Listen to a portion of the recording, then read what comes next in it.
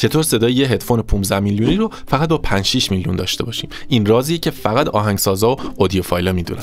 به عنوان کسی که هدفون‌های مختلف از 2-3 تومن تا 100 میلیون رو تست کرده، میخوام 2 تا هدفون، یک از فیلیپس و یک از یه برند خاص معرفی کنم که کسی ازشون صحبتی نمیکنه. این هدفون فیلیپس مدل SHP 9500 سالهاست که به عنوان یکی از بهترین هدفون اقتصادی توی فروم‌های خارجی پیشنهاد میشه. اما رازش چیه؟ اینکه این هدفون‌ها پشت بازن، یعنی صدا نشتی داره و ایزولیشن هم نداریم. اما چرا؟ چون اینجوری کیفیت صدای هدفون بالاتر و صدا خیلی وسیع‌تر و طبیعی‌تر میشه. هدفون دومم HE400 SE از برند هایفای منه که درایورهای پلینار مگنتیک داره و با هدفون‌های عادی خیلی فرق میکنه. ساب بیسش خیلی عمیقه و جزئیاتی رو میتونی باهاش بشنوی که تا حالا نمیدونستی توی موزیکات وجود داره. اگه یه هدفون فوق‌العاده سبک و راحت با صدای شفاف و وسیع میخوای، فیلیپس رو بگیر. اما اگه یه هدفون با ساب بیس عالی و جزئیات خیره کننده میخوای و حاضری 3-4 تومن واسه آمپش هزینه کنی، هایفای منو بگیر.